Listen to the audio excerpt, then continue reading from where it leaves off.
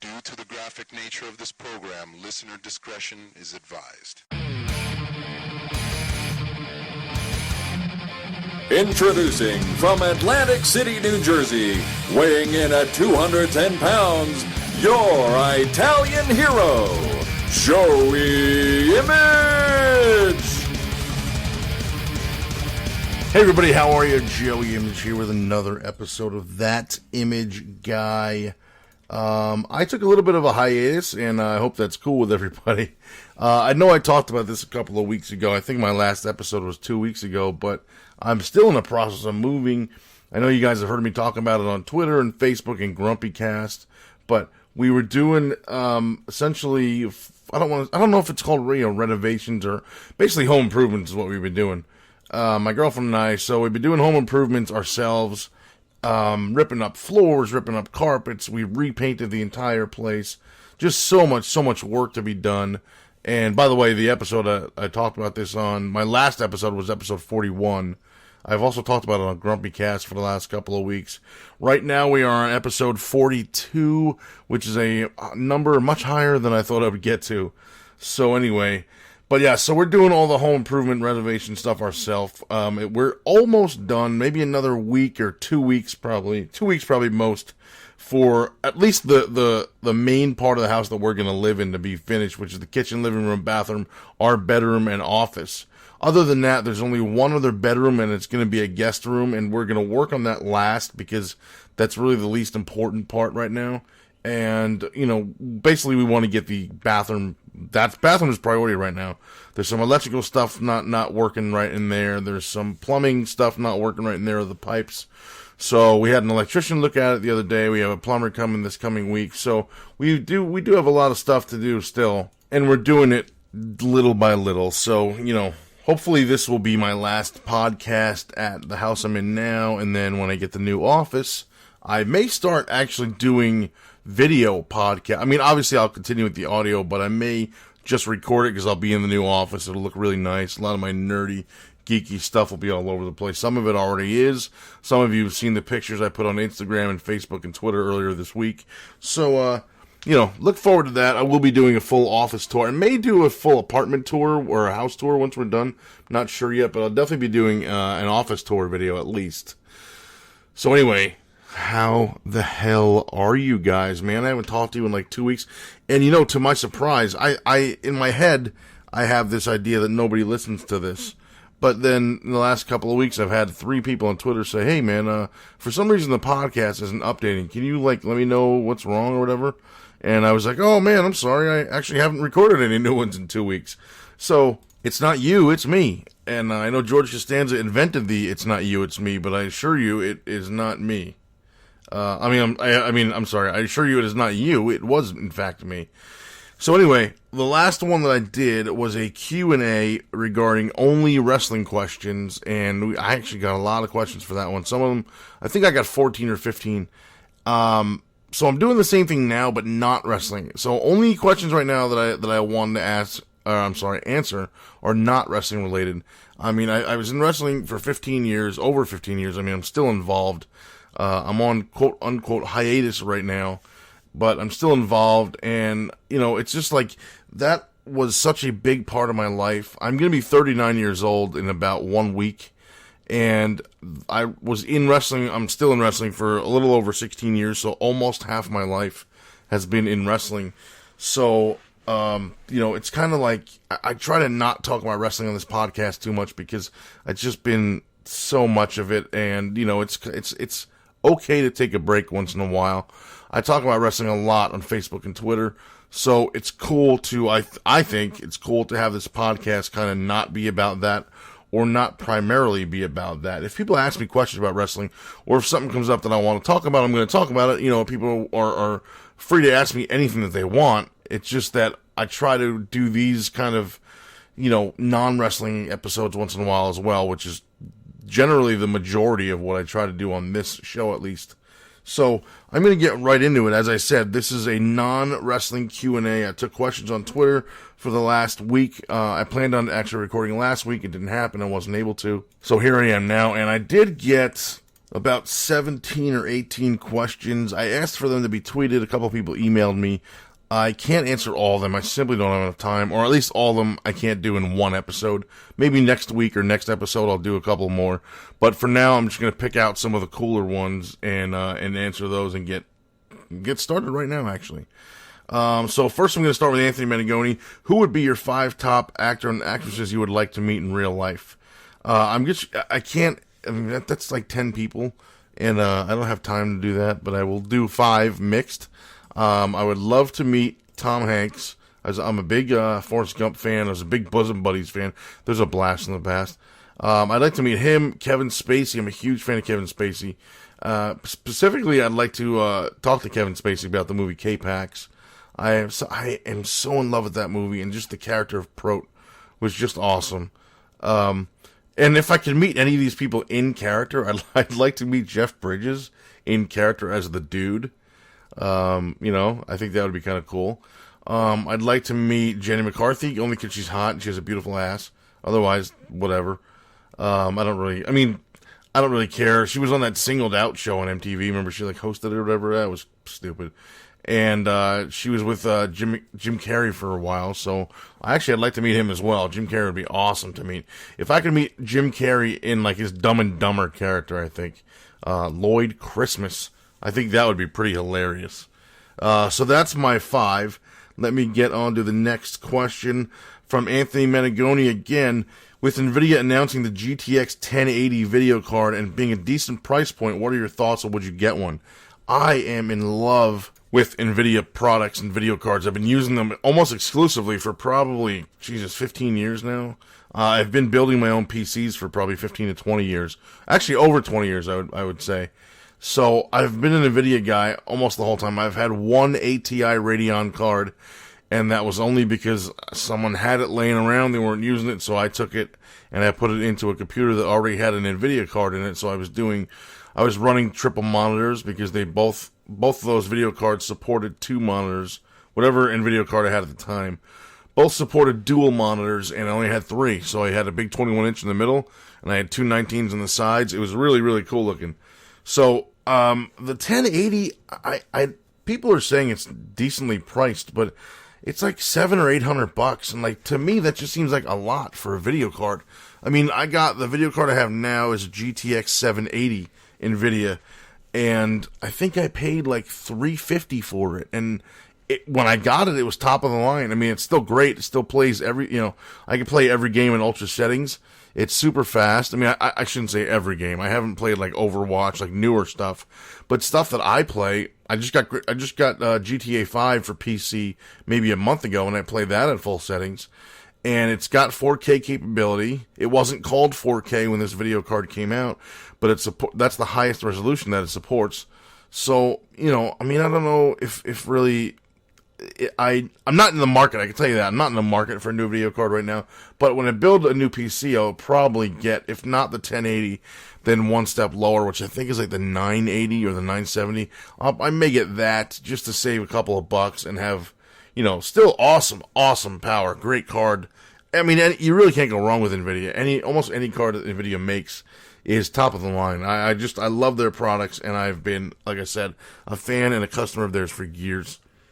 Let me go to the next question from Anthony again. What are some canceled TV shows you would like to come back? Okay. This is funny because whenever I'm watching shows on television, I watch a lot of stuff that's no longer in existence. For example, I'm a big Seinfeld guy. I think Friends is awesome. I mean, obviously the number one show that, not canceled, I guess, but ended was Sopranos. That's my favorite television show of all time. And of course, I'm an Italian guy from North Jersey, and that show is about Italians from North Jersey. In fact, a lot of it was filmed in a whole bunch of places that I've been to and have hung out at, like the Bing, and in the area that I live in. So I'm very, very partial to that series. But that didn't, that wasn't canceled. It was ended. The story ended. That's it. But as far as canceled, I'd like to see What's Happening would be cool if that would come back. Or I was a big Head of the Class guy like that. Bosom Buddies I mentioned earlier with Tom Hanks and Peter Scolari. That was an awesome show. I don't even know if people remember that or even know what the hell that was.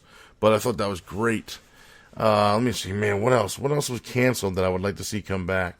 Hey, what about Mr. Belvedere? Anyone remember that? I still watch Belvedere. In fact, I still have the entire series. It's on my Plex. I love Mr. Belvedere. That was a great show. But that's just a few of the shows that I dig and that I like and that I would like to see. I'm not a Full House guy, so I don't give a shit about Fuller House. I don't care about that show. I never cared about Full House. I didn't think it was a good show at all. So I don't care about... Oh, you know what? I was going to say, so I don't care about Fuller House. But what just popped into my head was maybe Growing Pains. I might like to see that again. I know the Boner guy is... he passed away, years ago, I think. 6 or 7 years ago, I think he passed away. He was found in, I don't know, some frozen forest in Canada or something. I don't really remember the whole story. I remember seeing it on the news, though. And I remember seeing a lot of snow in the story when they were talking about it. So that's about it for that question. I'm trying to keep these episodes short, as I've been saying over and over. So I'm going to go to my next question from Eric Paulus. This is a music-related question. Actually, he's got 2 music-related questions. So I'm going to kind of combine that with another 2 other music-related questions I got today. So Eric Paulus, and I'm going to combine his questions with Kevin at Kev Says Woo. So the questions, I'm going to just spit them all out and I'll just answer them all together. The first one is from Eric. I'd like to hear more about your experience on the road with Manowar. Big fan of those guys. Or, how did you become friends with the dudes in Biohazard? Big fan of them too.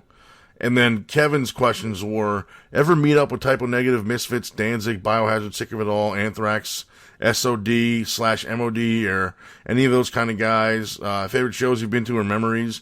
Any items you have that are signed? Guitar picks, drumsticks thrown to the crowd? Ever sneak in and get tossed out of any places? I know I do. So first of all, I want to thank you guys for all the music questions. I will address them now, and I really, really appreciate that. So first of all, I'm going to answer Eric's Manowar question, and I'll even talk about how that came about. I was friends with a band who was no longer in existence. They were called Axiom, AXIOM. I was friends with mainly the guitar player, Freddie, who's also the guy that founded the band. But, just from hanging out with them, became friends with all of them. I still talk to a couple of them. And based on that friendship, or I should say through that friendship, I was going to all their shows. Eventually, they just asked me, hey, how'd you like to get paid to come to our shows? And I was like, well, what do you mean? They're like, well, we could use a roadie. So I would roadie for them. I didn't do any of the tech stuff. I would literally just carry the stuff from the truck to the venue, into wherever the hell we had to go, carry it there, go back to the truck, get the other stuff, more stuff, carry that, blah, blah, blah, et cetera, et cetera, et cetera. So they would give me $50 or $75, plus they would pay for food for me if I needed it. Or if we were at somewhere that had food, they would order whatever for me, and beers and drinks and whatever. And again, plus I got paid and I got into the shows for free. So I got to see some really awesome bands for free. I mean, I didn't pay to see any bands that were playing with them at the time because I was roadieing for them. Napalm Death, Crowbar, Testament. Testament was so awesome live. Got to meet James Murphy from Testament. Oh, so great. But getting to the Manowar thing, as I said, that band is no longer in existence, but a couple of the guys left that band when they split up and formed another band called Havoc Hate, which is basically the words havoc and the word hate together as one word. So I again, through my friendship with Freddie, the guitar player, Freddie was the guy that also founded Havoc Hate, I started roadieing for those guys. And it was the same deal. They gave me $50 or $75 or $100 or whatever. And they took care of me on the road, and it was awesome. And I mean, it wasn't, I shouldn't say on the road. Most of the time it was local stuff. Obsessions in Randolph, New Jersey, or the Downtime in New York City, or the Batcave, or the Lowdown in New York City, or Studio One in Newark, New Jersey, which, if you're on my YouTube, if you subscribe to my YouTube, you saw me do a video about Studio One a few months ago. I really, really, and I still absolutely love that place, and I miss that place so dearly. I saw so many fucking amazing bands there and the thing is, it's such a small, intimate place that it was just so cool to see these bands like I mentioned, Anthrax, MOD I saw there, Biohazard I saw there, Fight with Rob Halford, when Rob Halford left Judas Priest and he formed Fight. I saw those guys there. I saw Bulldoze there. I saw Terror Zone there. I mean, just so many awesome bands, and it's sad that the place is gone now. But anyway, so after a couple of years of roadieing for Havoc Hate, And by the way, let me skip back 1 second. Freddie, the guitar player, knew that I was a giant Manowar fan. In fact, I'm the only Manowar fan that he knew at the time, because it's just Manowar was not really huge in this country. They were like the David Hasselhoff of metal. They were enormous in like Europe and Germany and stuff, but like over here, and they're from New York. It's not even like they're foreigners. They're New York guys. They're from Syracuse. But over here, they just never really made it huge, and which I think is a shame, because I think they're awesome. But anyway, so whatever. Long story short, Freddie calls me one day and he's like, "Dude, we just got a tour," and they toured with a lot of guys. Like I said, Testament, Crowbar, a lot of bands that they had toured with when they were in Manowar, or even just played with when they were in Axiom. I almost said Manowar right there, but when they were in Axiom. A lot of them, obviously, I think it was 2 guys that left Axiom and stayed with Havocate. Freddie and the other guy, I forget who it was now. I think it was the guitar player, maybe. But they kept, obviously, in touch with guys that they had met during the Axiom days because, hey, those are contacts, So Freddie got a call one day saying, "Hey, we want to do a tour with Manowar. Why don't you guys come with us?" And Freddie called me. He's like, "Dude, you're not going to believe it. We got a 3 to 4 week tour with Manowar. We're doing all the East Coast in Canada. And then we're home for 2 weeks. And then we do another month or whatever." And I'm like, "Holy Christ." And I was like salivating. I couldn't wait to go. He's like, "Dude, you're coming with us, man. You're a roadie. You're coming with us." So, man, I can't imagine. I can't begin to tell you how awesome it was. And it's just, we started in Jersey, and we did a couple shows in Jersey. We did Winston-Salem, North Carolina. We did Haverhill, Massachusetts. We did stuff in Rhode Island. We did Maryland, Delaware, North Carolina, South Carolina. We did Ziggy's in North Carolina. I think it's Winston-Salem, North Carolina. And I've seen pictures of it recently, and I don't know if they redid it or if it opened up in a different place. But we did Ziggy's. The last show of the first leg of the tour was in March at the March Metal Meltdown show, and I forget what year it was, 2002, I think, or 3, because I had just started my my wrestling training while I was doing it. It must have been around 2002, because I had just met my ex, the girl that I was dating at the time, or not even dating, we were still just talking. We had just met, I think, like a weekend before I left. So it must have been like 2002. So we went all over the East Coast. We did some stuff in Montreal. We did some stuff in like Utica, New York, Syracuse, which again is Manowar's hometown. We did some stuff in Montreal and Ontario and Toronto, Ontario, blah, blah, blah. So we were just all over, up and down the East Coast. I think the only state we didn't hit was like Georgia and like Florida. And I remember there was a notebook somewhere, and I lost it, and I was writing down stuff every day because I was thinking like, "Oh, this would be cool to like talk about one day." And I lost the book, and I was taking notes and everything, and I was so bummed out when I realized that I lost it. I remember there was one place called Never on Sunday, or was it Never on Sundays? Or Never on Wednesdays, it was the name of the place. Either it was Never on Sundays, and we played there on a Wednesday, or it was called Never on Wednesdays, and we played there on a Sunday. I don't remember exactly where it was either. I just remember the name. I think it was like somewhere in south of New Jersey. I really have no idea. I have to look it up. Let me pause for a minute and look that up, actually. Hey, I'm back, and I found it. It is Never on Sunday. It's in Baltimore, Maryland. I knew it was somewhere south of here, and I remember that because I actually did autographs at that show. Because at the time, I was doing a podcast, and again, this was 2002, I believe, or 2002. I was doing a podcast called Monster Mark Wrestling on, I don't even know what website it was on at the time, but it was run by 2 guys, Lance and Todd, from Baltimore, Maryland. So you listeners have heard me talk about this before. I used to drive down to Maryland every Wednesday night and do a 4-hour drive down there to do a 2-hour podcast, to do a 4-hour drive back home. I would do that once or twice a month. And when I came to Baltimore for this tour, again, we were at a bar called Never on Sundays, and I did some autographs there. I had some 8x10s with me, and I had contacted some people before we went to see if I could maybe get booked and do some wrestling while we were out there, but it worked. It turned out that we just didn't have time in the schedule for me to fit that in, which I was completely okay with. It wasn't my tour. It was their tour, so I was cool with it. But there were some people that knew me from Baltimore from just doing the radio show. So it was really cool. So we did that, and then we would go from Baltimore, to like Delaware, or I'm sorry, from Maryland to like Delaware, and then up to like we did some stuff in Pennsylvania and like I said, Rhode Island. I think we did 2 shows in Ohio, blah blah blah. So it was really cool. When we got back, the last show, like I said, of the tour was the March Metal Meltdown show. So after that was a Saturday. Was it Saturday? I think it might have been Saturday. But they used to do at Asbury Park Convention Center. It was called the Metal Meltdown. It was every March Metal Meltdown, and it was like $100, and it was like, I don't know, 110 bands or something like that. They would have 3 enormous rooms with just bands would be playing all day long, and it was so awesome. I have been to like 3 of those.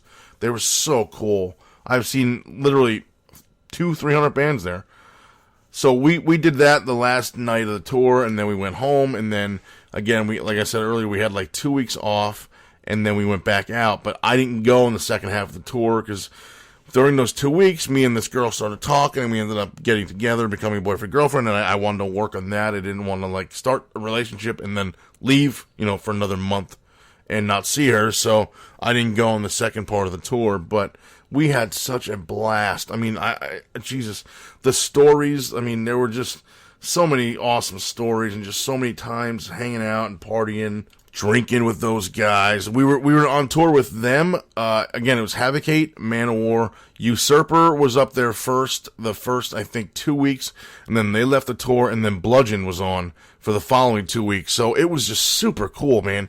One guy that I remember who I haven't talked to since then, but still owes me a DVD because they filmed a bunch of it and they were supposed to put it on DVD, and I don't know whatever happened to it, was John Pettigrass. He was their tour manager or their road manager for Manowar or something like that. He was really, really cool to me. He treated me so awesome.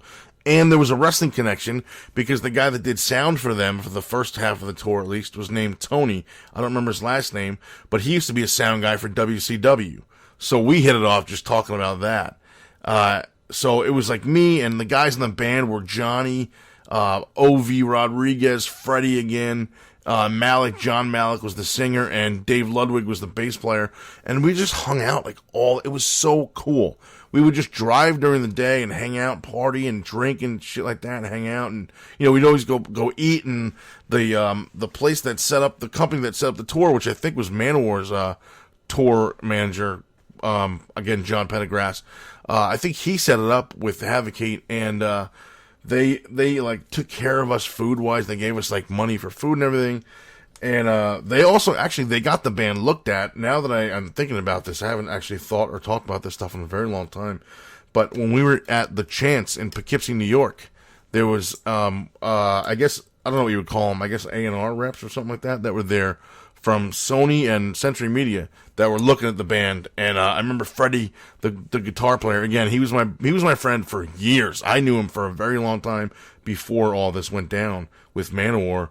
I remember he came up to me and gave me this giant hug, and he's like, "Dude, Sony is here and Century Media is here, and they're interested in us, man. I can't believe we're gonna get a contract finally." Blah blah.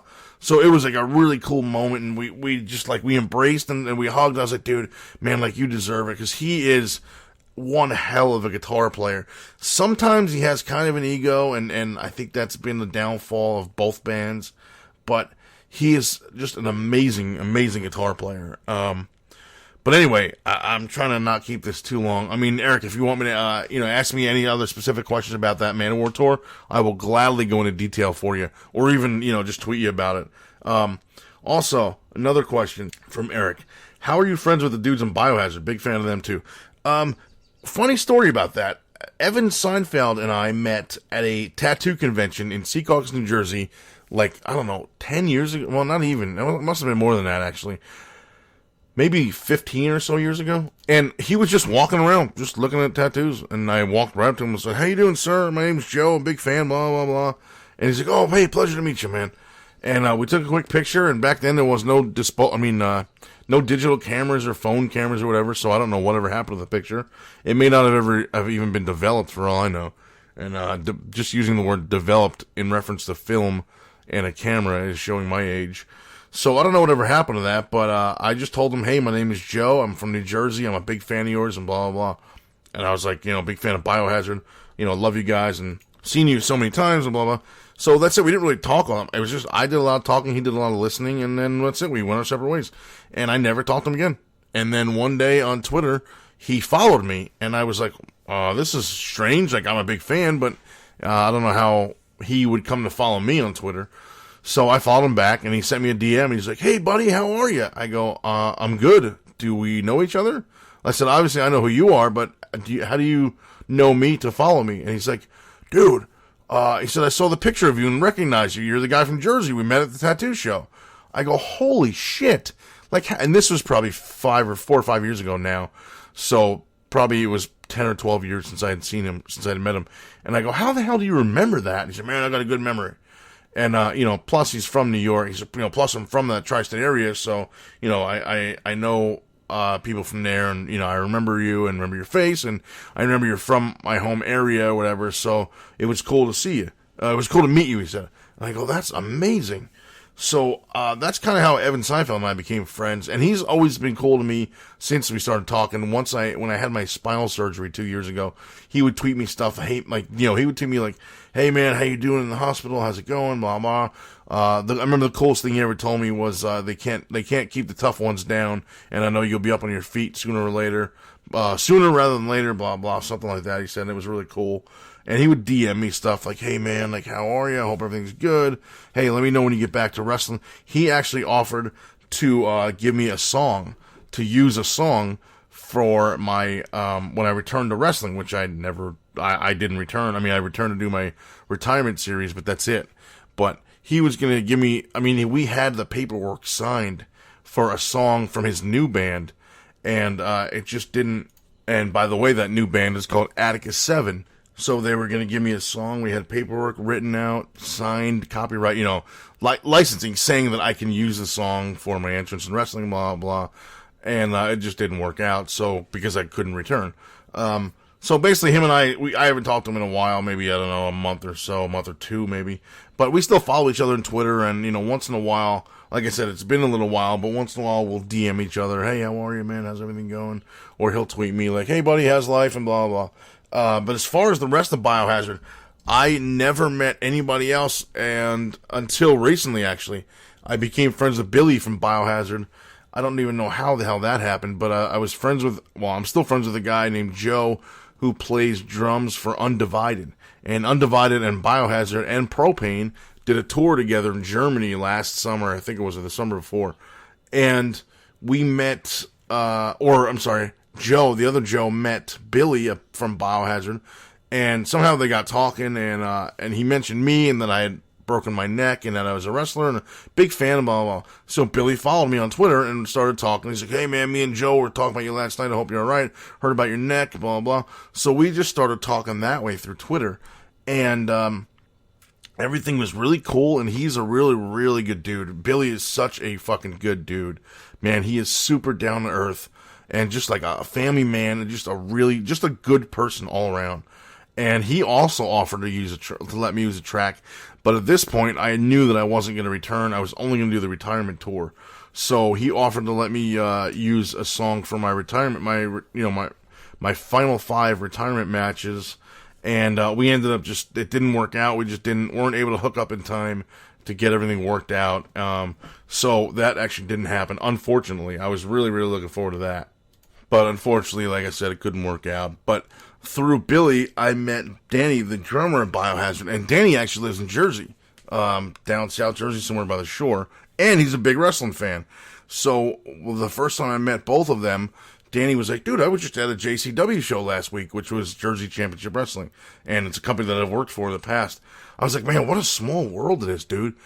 So, besides those guys, I also met Bobby Hamble, who was the guitar player. And him I only met one time at a show in Asbury Park a few months ago. And he was awesome, really, really good dude.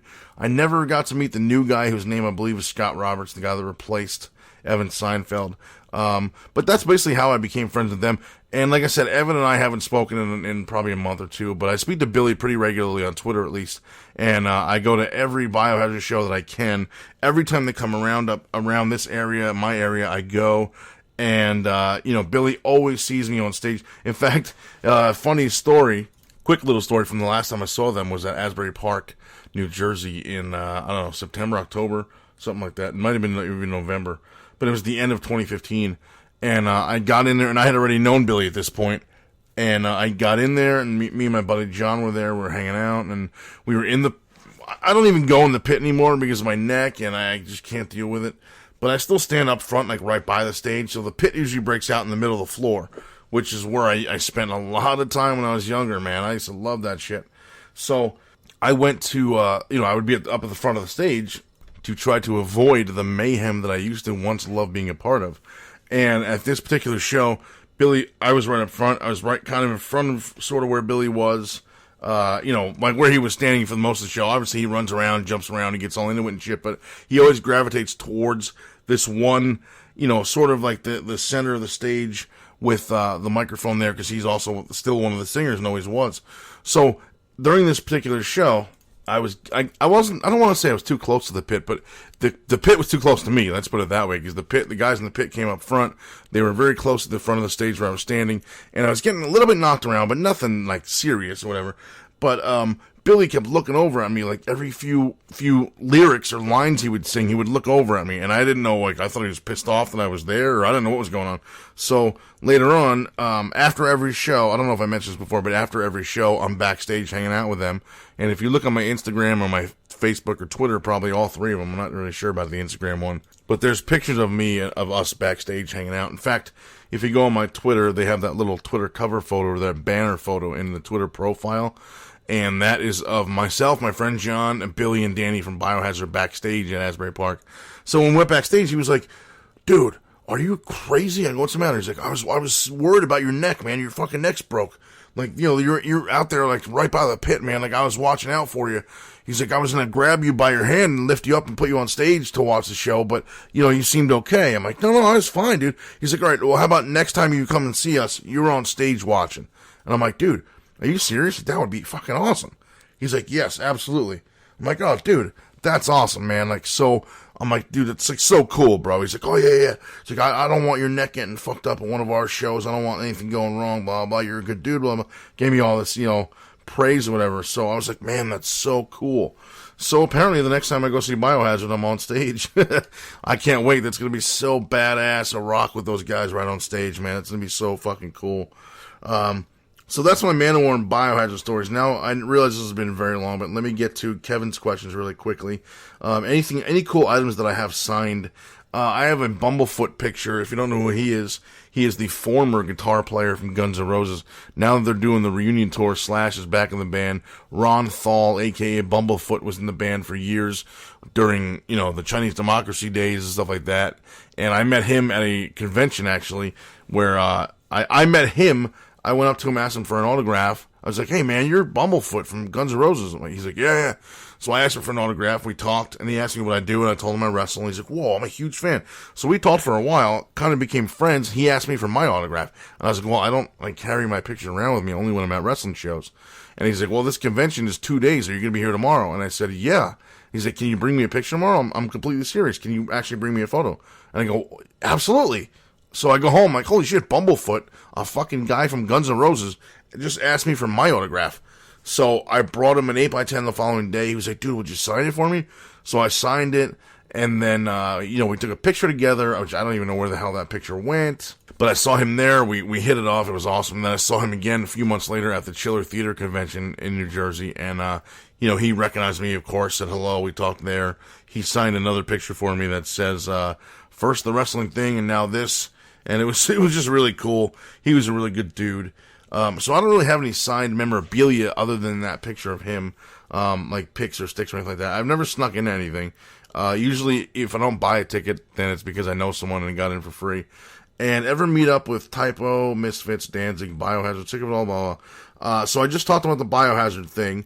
The Misfits, I've never met any of the original Misfits, but I do know Mike Emanuel. And if you don't know who that is, his name is, you may know him as Michael Graves. I've known him for, God, years.